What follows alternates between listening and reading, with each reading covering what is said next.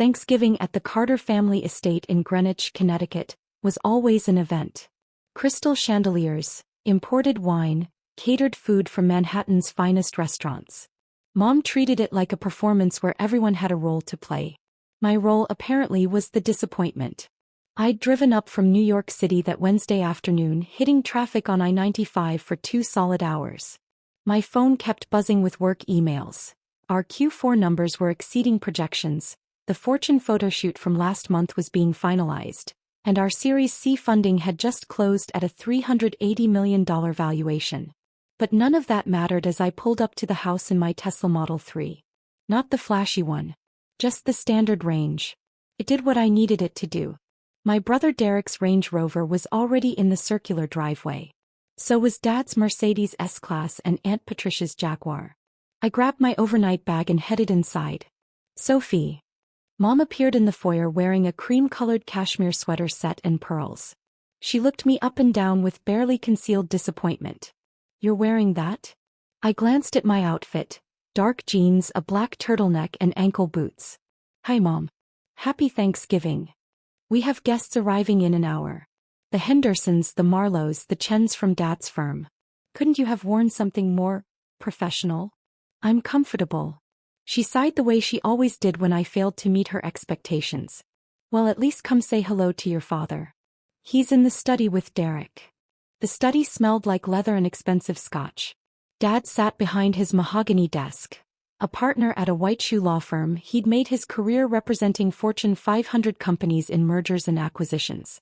Derek stood by the window, drink in hand, looking every inch the successful investment banker in his tailored suit. Sophie, Dad said without looking up from his laptop. How's the drive? Fine. Traffic wasn't too bad. Derek turned, smirking. Still driving that little Tesla? I thought you'd have upgraded by now. It gets me where I need to go. Barely. What's the range on those things? Like 250 miles. He swirled his scotch. I just picked up the new Range Rover. 400 horsepower, custom interior. That's a real car. Congratulations. How's the startup going? He said, startup, the way some people say, adorable. It's going well. Still doing that payment processing thing? What was it called again? PayBridge. Right. PayBridge. He shared a look with Dad. You know, my firm just advised on a fintech acquisition. Real company, $2 billion valuation. That's the kind of scale that matters in this industry. I'm aware. You really should think about getting a real job, Sophie. Goldman is always hiring. I could make a call. I'm good, thanks. Mom appeared in the doorway. Guests are arriving. Derek, go help your father greet them. Sophie, try to look enthusiastic, please. Thanksgiving dinner was exactly as excruciating as I'd anticipated. 14 people crammed around Mom's extended dining table. My parents, Derek and his wife Amanda, Aunt Patricia and Uncle George, my cousin Jennifer, and various family friends who'd known me since I was in braces. The conversation flowed through the usual topics. Dad's latest big case, Derek's promotion to managing director, Amanda's pregnancy announcement, Hugh squealing and congratulations, Jennifer's engagement to a Harvard-educated surgeon. Then Mrs. Henderson turned to me with a kind smile. And Sophie dear, what are you up to these days? Still in New York? Yes, still in the city. She's doing a startup, Mom interjected quickly as if trying to get past an embarrassing topic. Some sort of online payment company. How interesting, Mrs. Henderson said. Like Venmo. Similar concept, but we focus on business-to-business payments. We help companies manage cash flow, process invoices and optimize payment timing. Derek laughed. She makes it sound so legitimate. It is legitimate, I said quietly. Sophie, honey. Mom set down her wine glass. Can we please not do this tonight? It's Thanksgiving. Do what? Talk about my company? Your company. Derek made air quotes. Mom's right. It's embarrassing. The table went quiet. Uncle George looked uncomfortable. Aunt Patricia suddenly became very interested in her cranberry sauce. Excuse me, I said. Come on, sophomore. Derek leaned back in his chair, warming to his subject. He'd had 3 glasses of wine and was feeling bold. We're family. We can be honest with each other. What you're doing isn't a real business. It's a hobby that's gone on way too long. Derek, Amanda said softly, touching his arm. He waved her off. No, someone needs to say it. You've been doing this for 5 years now? And what do you have to show for it? You live in a tiny apartment in Brooklyn. You drive a base model Tesla. You dress like you shop at Target. Derek, that's enough, Dad said, but without much conviction. Is it? Because I'm tired of watching my little sister embarrass this family. The Hendersons are here. The Marlows. The Chens from Dad's firm. What are we supposed to tell them? Oh yes, our daughter plays entrepreneur with her little internet company. Mom nodded. Derek has a point, Sophie. This has gone on long enough. I set down my fork carefully. What exactly has gone on long enough? This pretending. Mom gestured vaguely. Sweetie, we love you. But you're 33 years old. You need to face reality. Your business is fake. It's time to stop embarrassing us and get a real job. The words hung in the air like a slap. Fake, I repeated. You know what I mean. You don't have an office. You work from coffee shops in your apartment. You've never shown us any financial statements, any proof that this company is actually making money. For all we know, you're living off credit cards and pretending everything is fine. I'm not living off credit cards. Then show us the numbers, Derek challenged. What's your revenue? Your profit margin? How many employees do you have? I have 340 employees. He snorted. 340 employees. Sure. And I'm the King of England. Derek, Dad said again, more firmly this time. This isn't appropriate dinner conversation. Why not? Because it's uncomfortable? Someone needs to tell Sophie the truth. Her fake business is embarrassing. She's embarrassing. And I'm sick of pretending otherwise. I looked around the table. Mrs. Henderson was staring at her plate. Mr. Marlowe was refilling his wine glass. Aunt Patricia looked like she wanted to disappear. Nobody was defending me. You're right, I said quietly, standing up. This isn't appropriate dinner conversation. Excuse me. I walked out of the dining room, grabbed my coat from the hall closet and headed for my car. Mom caught up with me in the driveway. Sophie, wait. Where are you going? Back to the city. You're leaving? It's Thanksgiving. And I just got called embarrassing and fake in front of your dinner guest. I think I'm done. Honey, Derek didn't mean it like that. He's just worried about you. We all are. I unlocked my car. You think my business is fake? You think I'm embarrassing? There's nothing left to say. Sophie, please. Just come back inside. We can talk about this. No, Mom. We really can't. I drove back to Brooklyn with tears blurring my vision. Not because they'd hurt my feelings, though they had. But because after 5 years of building something incredible, my own family had looked at me and seen nothing but failure. The thing is, they weren't completely wrong to have been skeptical 5 years ago. In 2020, I'd quit my job as a financial analyst at JP Morgan Chase to start PayBridge. Everyone thought I was insane. I'd had a 6-figure salary, excellent benefits, a clear path to VP. And I'd walked away from it all to chase what Derek called a payment processing pipe dream. The first year was brutal. I burned through $85,000 in savings. I lived on ramen and coffee. I coded until 3 a.m. most nights, teaching myself Python and SQL because I couldn't afford to hire developers. But I'd seen a gap in the market. Small and medium-sized businesses were drowning in late payments and poor cash flow management. The existing solutions were either too expensive or too complicated. I wanted to build something simple, affordable, and actually useful. PayBridge launched in 2021 with exactly one client, a struggling furniture manufacturer in Queens who owed me a favor. We processed $47,000 in payments that first month. Then word spread. By the end of 2021, we had 200 clients and were processing $12 million monthly. By 2022, we had 2,000 clients and $127 million in monthly transaction volume. By 2023, we'd expanded to 8,500 clients, hired 180 employees, and were processing over $400 million monthly. This year, 2025, we had 15,000 clients, 340 employees, and were processing $1.3 billion in monthly transactions. Our annual revenue was $127 million. We just closed a Series C funding round at a $380 million valuation. 2 weeks ago, I'd done a 6-hour photo shoot for Fortune magazine's CEO of the Year feature. They were profiling 40 CEOs under 40 who were transforming American business. The magazine was set to hit newsstands tomorrow, Black Friday. But I'd never told my family any of this. Not because I was hiding it, but because they'd never asked. They'd seen my small apartment, my unremarkable car, my casual clothes, and decided I was failing. And I'd let them believe it because part of me wanted to see how long it would take them to actually show interest in what I was building. 5 years. The answer was 5 years, and they still didn't care enough to ask real questions. I got back to my apartment in Park Slope around 11 p.m. It was a 1-bedroom, 850 square feet, with hardwood floors and a view of Prospect Park. I'd bought it outright in 2023 for $1.2 million. No mortgage, no landlord. Just mine. My phone had been buzzing nonstop. I'd ignored it during the drive, but now I scrolled through the messages. 15 texts from Mom. 8 texts from Dad. 3 texts from Derek. 1 text from Aunt Patricia. I opened Aunt Patricia's first. Aunt Patricia. Sophie, I'm so sorry about tonight. Derek was completely out of line. Your mother shouldn't have let it continue. I hope you're okay. Call me if you need to talk. At least someone in my family had a conscience. I scrolled to Derek's messages. Derek, you're being dramatic.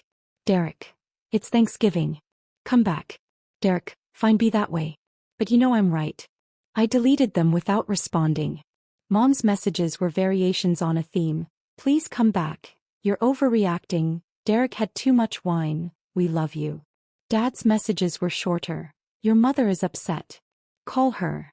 I turned off my phone and poured myself a glass of wine. Tomorrow was going to be interesting. Black Friday morning, I woke to my phone exploding.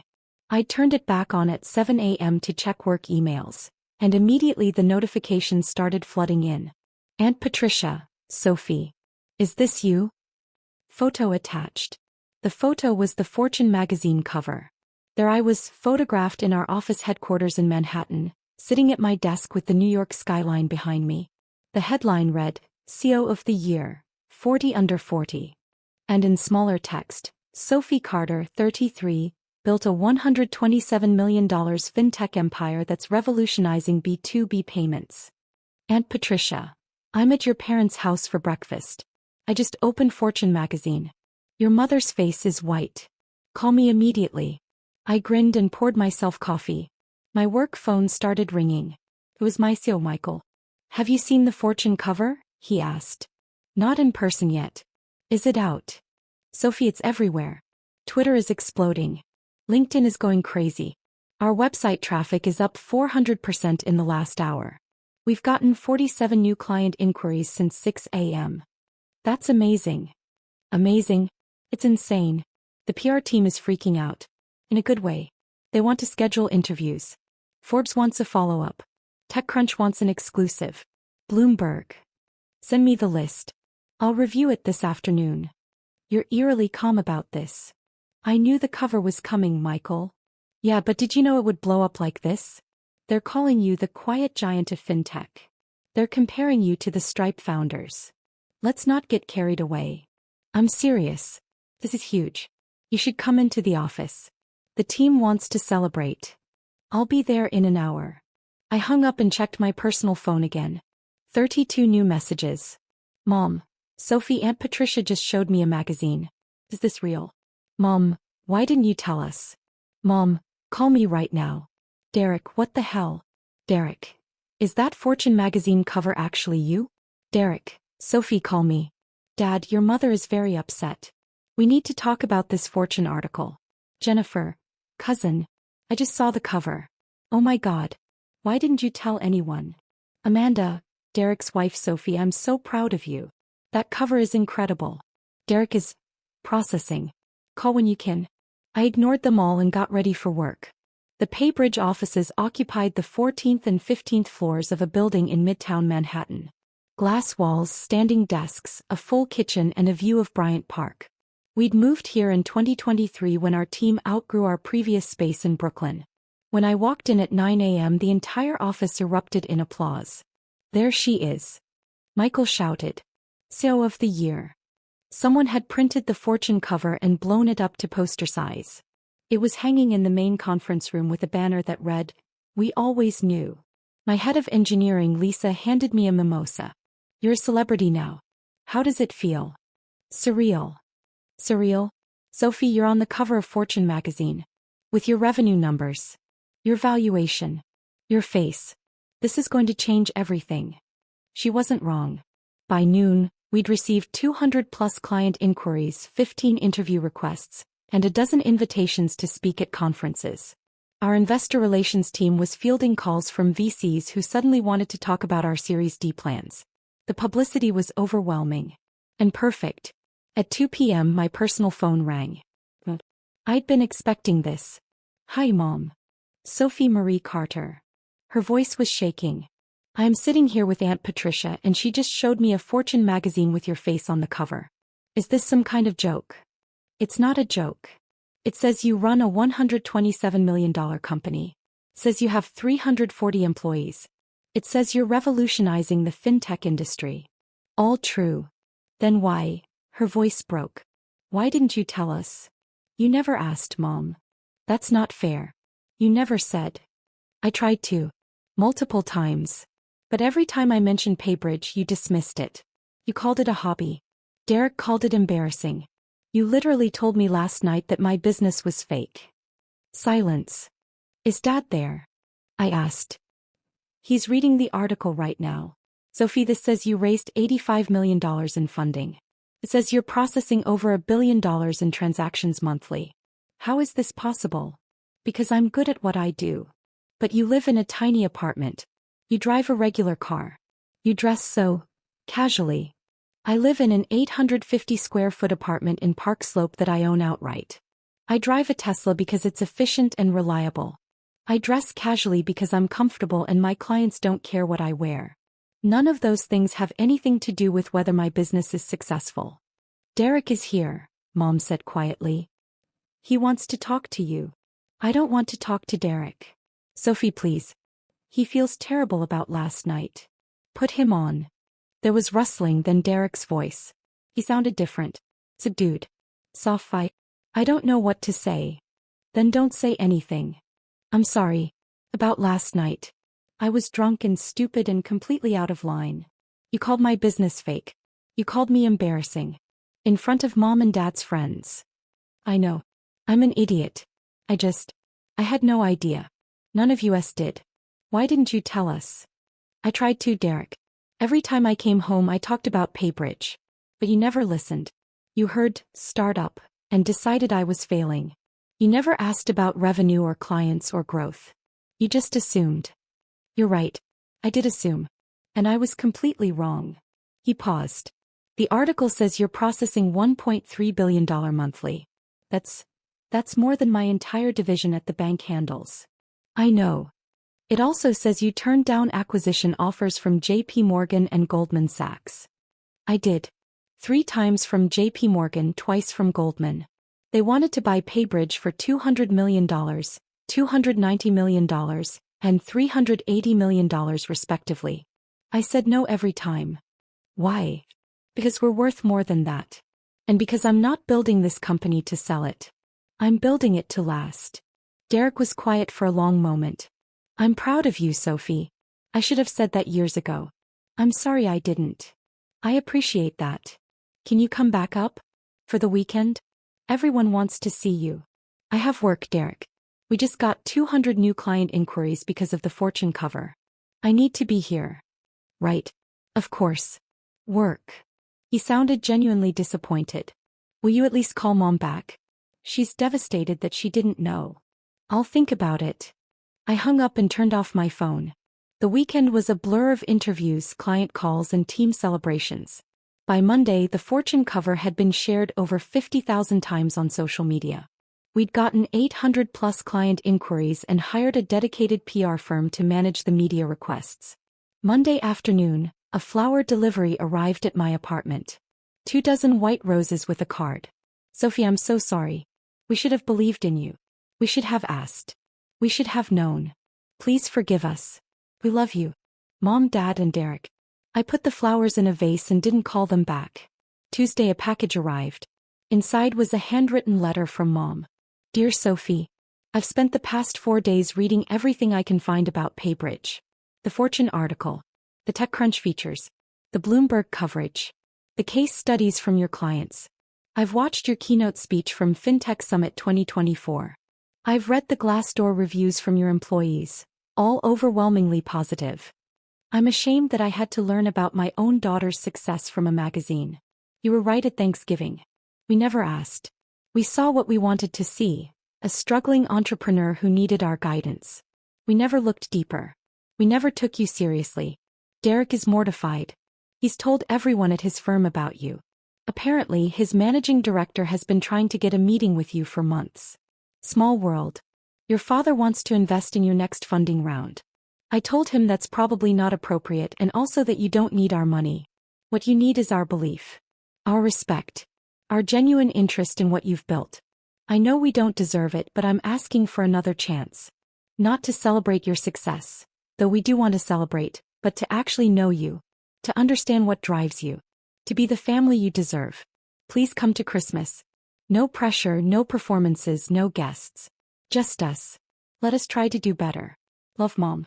I read the letter 3 times. Then I called her. Sophie. She answered on the first ring. Oh honey, thank God. I wasn't sure you'd call. I got your letter. Did you read it? Yes. And? I'll come to Christmas. But Mom, if I come, things have to be different. They will be. I promise. What do you need? I need you to actually listen when I talk about my work. I need you to ask real questions, not just nod politely. I need you to stop measuring my success by what car I drive or what apartment I live in. Done. Absolutely. What else? I need Derek to understand that his world isn't the only version of success. Investment banking is great. But it's not better than what I'm doing. Just different. He knows that now. Trust me, he knows. And I need Dad to stop offering to help with connections or introductions. I've built this company without his help. I'm proud of that. I understand. Anything else? Yeah. I need you to be proud of me, not because Fortune magazine validated what I'm doing, but because I'm doing work that matters. I'm helping businesses survive. I'm creating jobs. I'm building something meaningful. That should have been enough for you to be proud, with or without a magazine cover. Mom's voice cracked. You're right. It should have been. And I am proud, Sophie. Not because of Fortune, but because you're my daughter and you're extraordinary. I just wish I'd realized it sooner. Me too. So you'll come to Christmas? I'll come. But just for 2 days. I have a company to run. 2 days is perfect. Thank you, honey. Thank you for giving us another chance. Christmas was different. I arrived on December 23rd to find the house decorated normally. No guests, no performance, no caterer. Just Mom's homemade cooking and family. Derek greeted me at the door with a hug. Hey, sophomore. Thanks for coming. Thanks for not calling me embarrassing. He winced. Yeah, about that. I'm going to be apologizing for that for the rest of my life, aren't I? Probably. Amanda appeared behind him, visibly pregnant now. Sophie. That Fortune cover is framed in Derek's office. He shows it to everyone.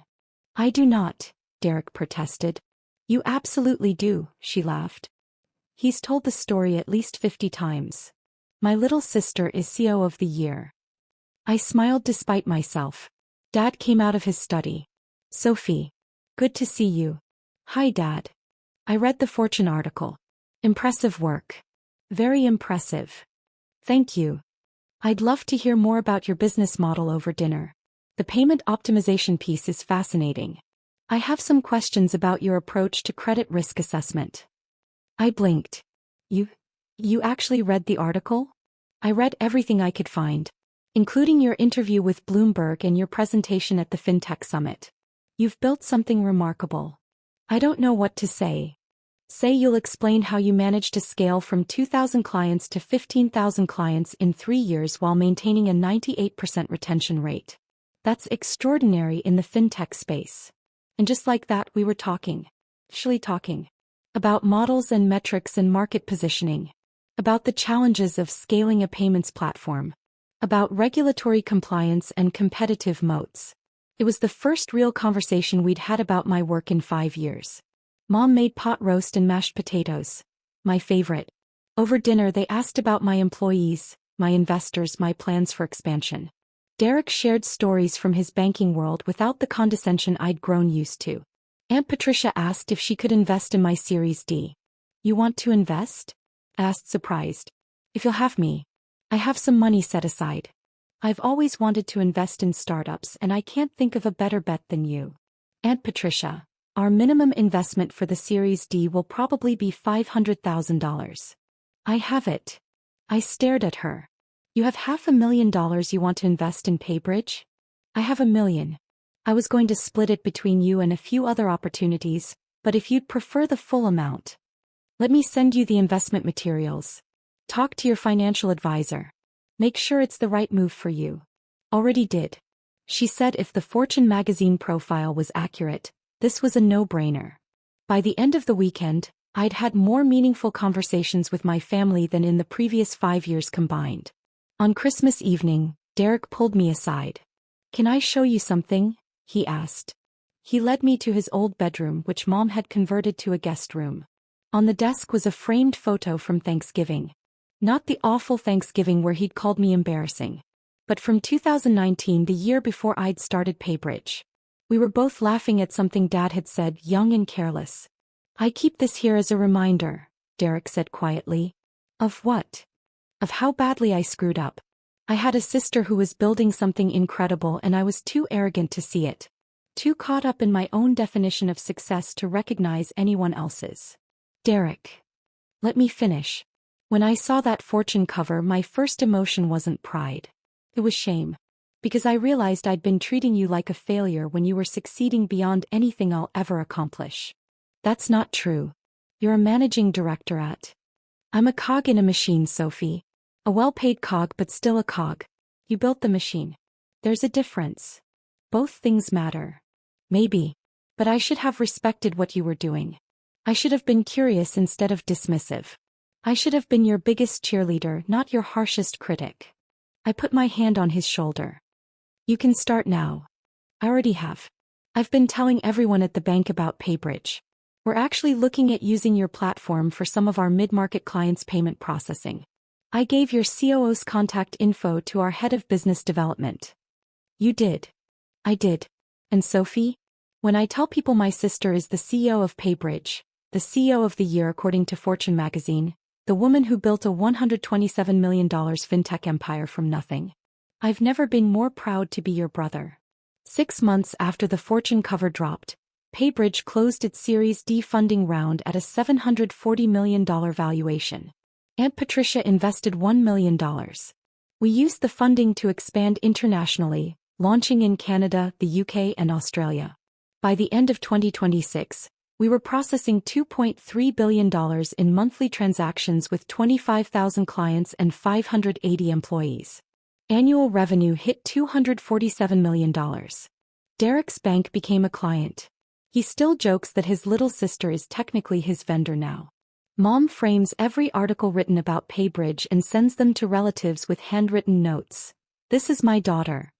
Dad joined our advisory board. He doesn't get paid for it, he does it because he's genuinely interested in what we're building." Last month, Forbes ran a follow-up feature. A year after her CEO of the Year cover, Sophie Carter is just getting started. The opening line read, "While most CEOs chase headlines, Sophie Carter chased excellence." The headlines came anyway. They interviewed my family for the piece. Mom said, "We underestimated her for too long. We won't make that mistake again." Derek said, "My sister taught me that quiet confidence builds empires. Loud criticism builds nothing." I framed both quotes and hung them in my office. Not because I needed their validation, though it was nice to finally have it, but because they were true. And because the best revenge isn't proving people wrong. It's building something so undeniable that their opinions become irrelevant.